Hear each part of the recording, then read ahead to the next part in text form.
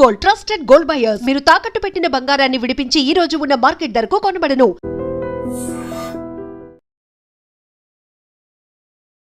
నమస్తే, welcome to iDream social spotlight with కవిత.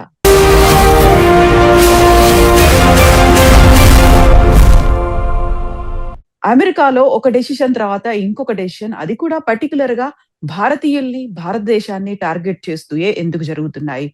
25% నుంచి 50% టారిఫ్లను పెంచిన తర్వాత ఇప్పుడు సడన్ గా H1B వీసాలకు సంబంధించి ఫీజుని అతి ఎక్కువగా ఎందుకని పెంచారు? గతంలో $15,000 ఉంటే ఇప్పుడు అది $1,00,000 పెంచాల్సినటువంటి అవసరం ఏమొచ్చింది?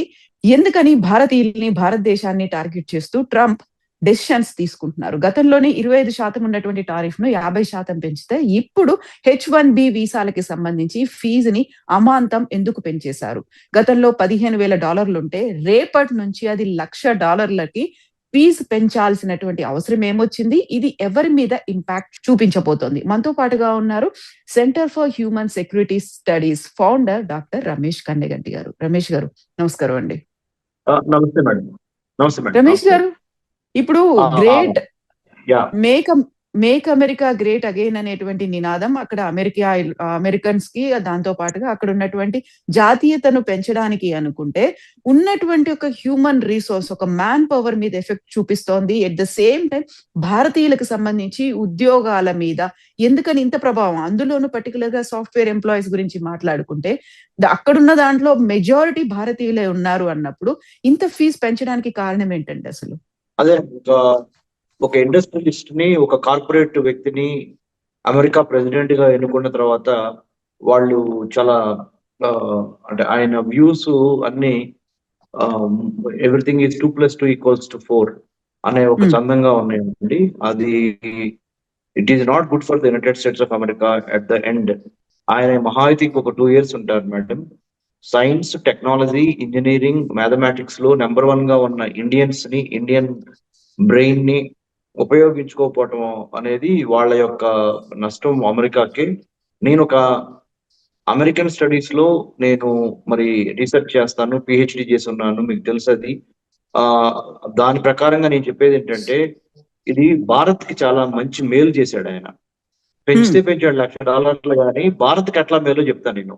ఎలా అంటే, ఈ బ్రెయిన్ డ్రైన్ అనేది కొంతవరకు ఈ ఆగిపోవడానికి అవకాశం ఉంది. తద్వారా ఇక్కడ మన ఐఐటీస్ లో, ఐఐఎంస్ లో, ఇక్కడ ఎన్ఐటీస్ లో, రీజనల్ ఇంజనీరింగ్ కాలేజెస్ లో, రూరల్ ఇంజనీరింగ్ కాలేజెస్ లో చదువుకున్న యువత అమెరికా వెళ్తాం అనేది ఒక ఫ్యాషన్ అయిపోయింది. అది కూడా తగ్గుద్ది కొద్దిగా ఇప్పుడు. దయచేసి అంటే ట్రంప్ తెలియకుండానే మనకి మేలు చేస్తున్నాడు అని అనుకోవాలి.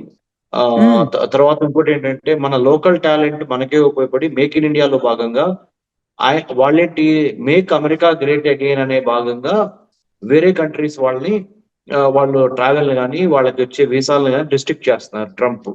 సో అది వాళ్ళ వైపు నుంచి చూసినప్పుడు మేక్ అమెరికా గ్రేట్ అగైన్. కానీ అతను చేస్తున్న యాక్షన్స్ ఏవైతే ఉన్నాయో, తీసుకుంటున్న డెసిషన్స్ ఏవైతే ఉన్నాయో, పాలసీ లెవెల్ డెసిషన్స్, వాటి మూలంగా భారతదేశానికి షార్ట్ టర్మ్ లో కొద్దిగా ఇబ్బంది అనిపించినా లాంగ్ టర్మ్ లో చాలా హెల్ప్ చేస్తాయి మేడం. ఎట్లా అని చెప్తానండి, $1,00,000 కట్టుకొని అక్కడ అమెరికాలోకి వెళ్ళినా గానీ వాళ్ళు సంపాదించే ప్రతి డాలర్లో ఆల్మోస్ట్ 40% వరకు ట్యాక్స్ వెళ్ళిపోద్ది అమెరికాలో. సో మన ఇండియాలో అంత ట్యాక్స్ లేదు. ప్లస్ మనకు అయిన వాళ్ళు, మన ఫ్యామిలీస్, మన బంధుత్వాలు, మంచి చెడు అన్ని ఇండియాలో మనకు ఉన్నాయి. ఇప్పుడు ఇండియా కూడా ఈ లిబరలైజేషన్, ప్రైవేటైజేషన్, డిజిటలైజేషన్, గూగులైజేషన్ కాలంలో India is no less than any foreign country given the IT infrastructure or corporate setups or multinational companies or very soon global capability centres పెరుగుతున్నాయి. మనకి జీసీసీలు, global capability centres, data centres పెరుగుతున్నాయి. కాబట్టి మనము మన భారతదేశాన్ని విడిచిపెట్టి వెళ్లాల్సిన అవసరం లేదు. ఇది తాత్కాలికంగా మనకి ఇబ్బందిగా అనిపించవచ్చు, ట్రంప్ యొక్క తెలివి తక్కువ పనిగా మనకి కనిపించవచ్చు. కానీ భారతదేశానికి చాలా మేలు చేసినాడు ట్రంప్, కవిత గారు. సో ఇప్పుడు బ్రెయిన్ డ్రైన్ అవ్వకుండా ఉంటుంది, మన టాలెంట్ మనకు ఉపయోగపడుతుంది అని అనుకున్నప్పుడు అలాంటి అవకాశాలు ఇప్పుడు ఇమ్మీడియట్ గా మనం ఒక స్టార్ట్అప్ స్టార్ట్ చేయాలన్నా, లేకపోతే ఒక సాఫ్ట్వేర్ కంపెనీ స్టార్ట్ చేయాలన్నా, లేకుంటే ఇంకొక చోట ఉద్యోగం భారతదేశంలోనే చేసుకోవాలన్నా కానీ అలాంటి వైడ్ స్ప్రెడ్ స్కోప్ అనేది ఇప్పటికిప్పుడు కనిపిస్తుంది అంటారా? మేడం, అదే మీరు చెప్పాను. షార్ట్ టర్మ్ లో కొద్దిగా కష్టంగా అనిపించినా మన వాళ్ళల్లో ఒక అంతర్మదనం స్టార్ట్ అయింది, మన ఇండియన్స్ లో, మన ఇండియన్ యూత్ లో, especially science, technology, engineering, mathematics backgrounds నుంచి ఎవరైతే ఉన్నారో వాళ్ళలో ఒక అంతర్మదనం స్టార్ట్ అవుతుంది. ఆల్రెడీ స్టార్ట్ అయింది మన భారతదేశంలో కూడా. ఏంటంటే, why not we strengthen our own country? Why to work like a cyber coolie in a foreign country? I'm deliberately using this word. Cyber కూలీగా వేరే దేశంలో పనిచేయాల్సిన అఘాయిత్యం మనకేంటి? ఒక ఆంటర్ప్రినర్ గా మన భారతదేశంలోనే ఒక డెవలప్మెంటల్ ప్రాసెస్ లోకి వెళ్ళడానికి చాలా అవకాశాలు ఉన్నాయి. కాబట్టి అలాంటి ఈకో సిస్టమ్ ఉందా అని మీరు అడిగారు. ఏది అమెరికాలో ఉన్న ఈకో సిస్టమ్ లాంటిది భారతదేశంలో ఉందా? ఆ ఈకో సిస్టమ్ కోసమే కదా మనం భారతదేశం విడిచిపెట్టి అమెరికా వెళ్తుంది. అంటే పే స్ట్రక్చర్ గానీ, స్టాండర్డ్ ఆఫ్ లివింగ్ గానీ, ఈకో సిస్టమ్స్ అంటే అక్కడ ఐటీ గానీ, software, AI, new emerging technologies కానీ, ఆర్టిఫిషియల్ ఇంటెలిజెన్స్ కానీ డెవలప్ అవ్వడానికి అమెరికాలో ఎక్కువ స్కోప్ ఉంది కదా. అందుకని మన వాళ్ళు వెళ్తున్నారు కదా. ఈ $1,00,000 పెంచడం మూలాన మరి మనకి చాలా కష్టం అవుతుంది కదా H1Bకి వెళ్ళి అక్కడ మనం పనిచేయడానికి అని మీరు అడిగిన ప్రశ్న. దాంట్లో భాగంగా షార్ట్ టర్మ్ అంటే we might lose the battle, but ultimately we will win the war. The moment we don't have certain things which America has, we will concentrate on those things to build in India itself. Even though let it take another 5 years. ఒక 5 to 6 years పట్టినప్పటికీ, లేదా ఒక 10 years పట్టినప్పటికీ, 10 years is a big thing. I don't think it will take 10 years. Another 5 years down the line, we'll have the same kind of ecosystem what America has in terms of a startup company కోసం. అంటే పూర్తిగా నేను మళ్ళీ America లాగా ఒక గొప్ప భూతల స్వర్గంలాగా science టెక్నాలజీలో రాత్రికి రాత్రి మెరికల్స్ జరిగిపోతాయి ఇండియాలో అని చెప్పట్లా. But at the same time ఆ రియలైజేషన్ కనీసం ఈ ట్రంప్ చేస్తున్న నిర్ణయాల మూలాన, ఈ H1B ఫీజ్ హైక్ మూలాన అటువంటివి మనము చాలా జాగ్రత్తగా ఆలోచించి వై టు డిపెండ్. ఆల్రెడీ 1947 వరకు 1800 సంవత్సరం నుంచి 1947 వరకు ఆల్మోస్ట్ 150 సంవత్సరాలు వేరే దేశస్తులు మనల్ని పరిపాలించారు. చాలు మనకు ఆ బానిసత్వం. 2047 కల్లా మనము స్వతంత్రంగా 100 ఏళ్ళు పూర్తి చేసుకున్న స్వతంత్ర దేశంగా నెంబర్ 1 గా ప్రపంచంలో ఎదగాలనుకుంటున్న ఆ ఆస్పిరేషన్స్ కి ఈ ట్రంప్ చేస్తున్న యాక్షన్స్ కి ఇండైరెక్ట్లీ ట్రంప్ ఈజ్ హెల్పింగ్ అని చెప్తున్నా. మళ్ళీ చెప్తున్నా, I'm reiterating what I said. So ఇప్పుడు టారిఫ్లు పెంచిన తర్వాత ట్రేడ్ మీద ఎఫెక్ట్ పడింది అనుకున్నప్పుడు మోదీ దాన్ని పట్టించుకోలేదు. ఆ తర్వాత ఆల్టర్నేట్స్ ఏమున్నాయని చూసారు. ఆ తర్వాత లోకల్ ఫర్ గ్లోబల్ అనేటువంటి నినాదంతో ఆత్మనిర్భర అనే దాంతో వెళ్ళారు. ఇక్కడ ఉన్నటువంటి ప్రొడక్ట్స్ కి మనకు కావాల్సినటువంటి ఒక మార్కెట్ ని క్రియేట్ చేస్తున్నారు. బట్ సాఫ్ట్వేర్ ఎంప్లాయీస్ కి సంబంధించి ఆల్రెడీ అక్కడ ఒక క్రైసిస్ ఉంది అనుకున్నప్పుడు, పే ఆఫ్ లే ఆఫ్స్ కూడా అవుతున్నప్పుడు నిజంగా అంత పే ప్యాకేజ్ అనేది మన దగ్గర ఉంటుందా? ఇంత మందికి సంబంధించి డెవలప్ చేసుకోవాలి అనుకుంటే కూడా టైం పడుతుంది అనుకున్నప్పుడు ఈ షార్ట్ టర్మ్ లో ఉన్నటువంటి ఈ క్రైసిస్ కావచ్చు, దీన్ని ఎలా మేనేజ్ చేయాలంటారు? దానికి కావాల్సినటువంటి కెపాసిటీతో మన వాళ్ళు చాలా మంది just it is matter of 2 years only. ఈ 2 years తర్వాత డెమోక్రాట్స్ ప్రెసిడెంట్ అవుతున్నాడు డెమోక్రాటిక్ పార్టీ నుంచి. ఈ రిపబ్లికన్స్ కి కాలం చెల్లిపోయింది. సో అందుకనే I'm not concerned about it. I'm not perturbed, I'm not disturbed. Because నాకు తెలుసు, ఒక అమెరికన్ స్టడీస్ లో డాక్టరేట్ చేసి అమెరికన్ గవర్నమెంట్ ని, పాలిటిక్స్ ని, ఫారెన్ పాలసీని క్షుణ్ణంగా పరిశీలిస్తున్న వాడిగా చెప్తున్నాను. ఇట్ ఈస్ జస్ట్ ఒక టీ కప్పులో తుఫాన్. జస్ట్ అనేది కళ్ళు మూసి తెలిసేలోపు 2 ఏళ్ళు అయిపోతాయి. ట్రంప్ వెళ్ళిపోతాడు. డెమోక్రాట్స్ రెడ్ కార్పెట్ వేసి ఫీజులు, H1B ఇప్పుడు ఏదైతే ట్రంప్ వెళ్తున్నాడో అన్ని రివర్స్ చేస్తారు. చూస్తా ఉండండి. అంటే నేను I'm an Indian, you are an Indian. We don't have to do with డెమోక్రాట్లు మంచోళ్ళ, రిపబ్లికన్ మంచోళ్ళ మనకు అనవసరం. లేదంటే మనం we're not also taking sides. Objective గా మాట్లాడుతున్నా, వెరీ ఆబ్జెక్టివ్ గా. It is going to make India number 1 in the United States as usual just after passing these 2 years. అంటే బై 2027 కల్లా things will be more brighter, more happier things are between India and United States from the bilateral relationships point of view. అయితే గతంలోనే ఒక మాట అన్నాడు, చైనాలో మీరు పెట్టుబడులు పెడుతున్నారో లేకపోతే భారతదేశాన్ని నుంచి మీరు మ్యాన్ పవర్ ని తెచ్చుకుంటున్నారు, అలా తెచ్చుకోవద్దు అని చెప్పడమే కాదు, ఇప్పుడు దానికి సంబంధించి ఒక ఫార్వర్డ్ స్టెప్, ఒక ఎక్స్ట్రీమ్ స్టెప్ తీసుకున్న తర్వాత ఇప్పుడు ట్రేడ్ అయిపోయింది. ఆ తర్వాత సాఫ్ట్వేర్ ఎంప్లాయీస్ మీద పడ్డారు. ఇంకా నెక్స్ట్ ఇంకోటి ఏదైనా ఉందా మన మీద, భారతదేశం మీద, దాని మీద ఒక రివెంజ్ కైండ్ ఆఫ్ థింగ్ అనేటువంటి భావన ఎందుకని వినిపిస్తోంది? మేడం, ఇట్ ఈస్ అంటే రివెంజ్ గా మనం భావించాల్సిన అవసరం లేదు. అంటే అమెరికా భారత్ ని శిక్షించే స్థాయిలో ఇప్పుడు లేదు మేడం. అంటే వినమ్రంగానే చెప్తున్నా, అంటే Hmm. గర్వంతో చెప్పట్లా. America is in no position to punish India, for that matter any other country in a globalised world. ఎందుకో చెప్తాను. Hmm. ఆ ఇండియా నుంచి వాళ్ళకి ఆ సైన్స్, టెక్నాలజీ, ఇంజనీరింగ్, మ్యాథమెటిక్స్ చదువుకున్న బ్రెయిన్స్ చాలా అవసరం. నేను అదే Hmm. చెప్తున్నాను. ఓన్లీ ఈ ట్రంప్ చేసే పనులకి సొంత పార్టీలో నుంచే వాళ్ళకి చాలా తిరుగుబాటు వస్తుంది ఇప్పుడు ట్రంప్ కు వ్యతిరేకంగా, రిపబ్లికన్ పార్టీలో నుంచే. So it's just Hmm. A matter of, it's a passing phase అంతే. This is not Okay. Permanent, this is a passing phase. And trust me, more than India needs America, Americans Hmm. Need India more than ever. Okay.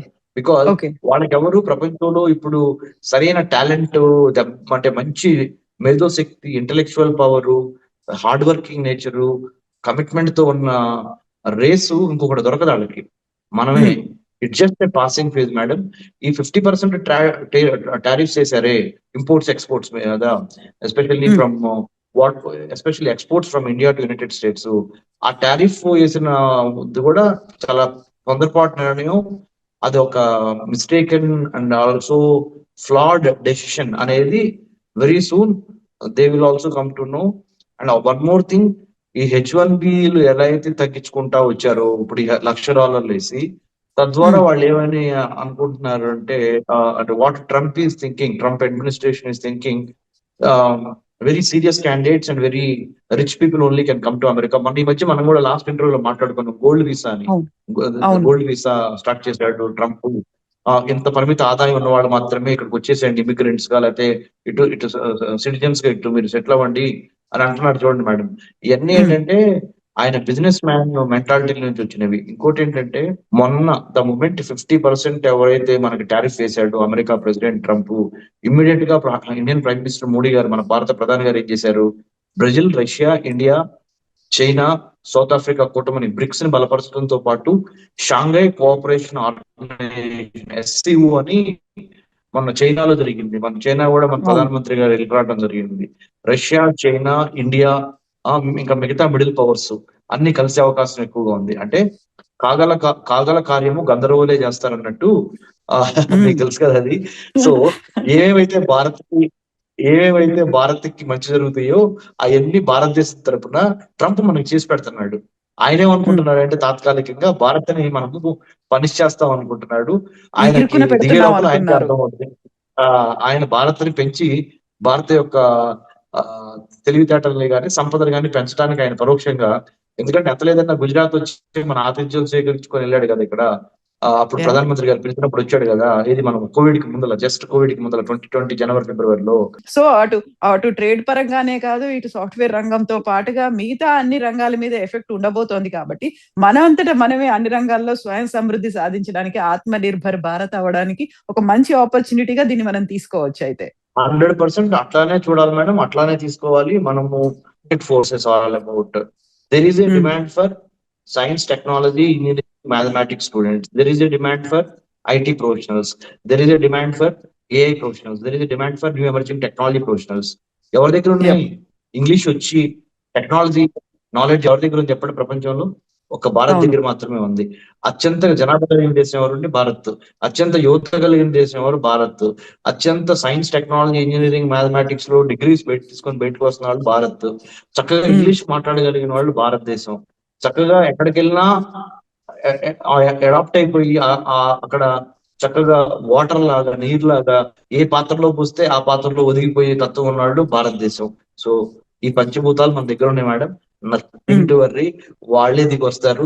మళ్ళీ మన ఇద్దరం ఇంకొక ఇంటర్వ్యూలో రమేష్ గారు, yes madam, Kavitha garu, we have spoken that day, you see now it has become true అంటారు. మన ప్రేక్షకులు కూడా మనకి ఆ విధంగానే స్పందిస్తారు. చూస్తా ఉండండి. It is not only optimism, it is Hmm.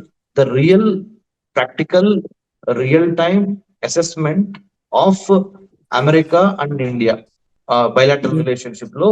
ఇప్పుడు H1B వీసా ఫీజు పెంచడం కానీ, స్టూడెంట్స్ ని బాగా కఠినతరం చేయడం కానీ, ఇండియన్ స్టూడెంట్స్ అమెరికాలో చదువుకోవటం మీద, ఇవన్నీ తాత్కాలికంగా భారత్ కి పెయిన్ కలిగిస్తాయి. కానీ లాంగ్ టర్మ్ లో, అంటే ఇవాళ నుంచి 5 ఏళ్ల తర్వాత భారత్ పై చేయిలో ఉండడానికి ఇప్పుడు పునాది పడింది. నేను Yeah. అమెరికన్ స్టడీస్ ని అనాలిసిస్ చేసి చెప్తున్నాను. ఎస్ అండి. Thank you so much Ramesh గారు. థ్యాంక్ యూ అండి. And don't forget to subscribe to iDream. And for more videos, Please subscribe to iDream. Please subscribe to iDream. Please subscribe iDream. And please subscribe to iDream. For more videos, subscribe to iDream. please like, share and subscribe to the channel. Congratulations, iDream. Subscribe to iDream. Subscribe to iDream. So subscribe to iDream Media. iDream team అందరికి huge congratulations. Please subscribe iDream Media. Please subscribe to iDream. Subscribe iDream. Please subscribe to iDream. iDream అంటే నా కళల ఛానల్ను subscribe చేసుకున్న నోరు తిరుగుతలేదు, మీరైతే గంట గుర్తు కొట్టండి. For more such videos, please subscribe to iDream. Subscribe to iDream. Please subscribe to iDream. Please subscribe iDream Media. Please do subscribe to iDream. Please subscribe to iDream Media. For best entertainment and information, please subscribe iDream.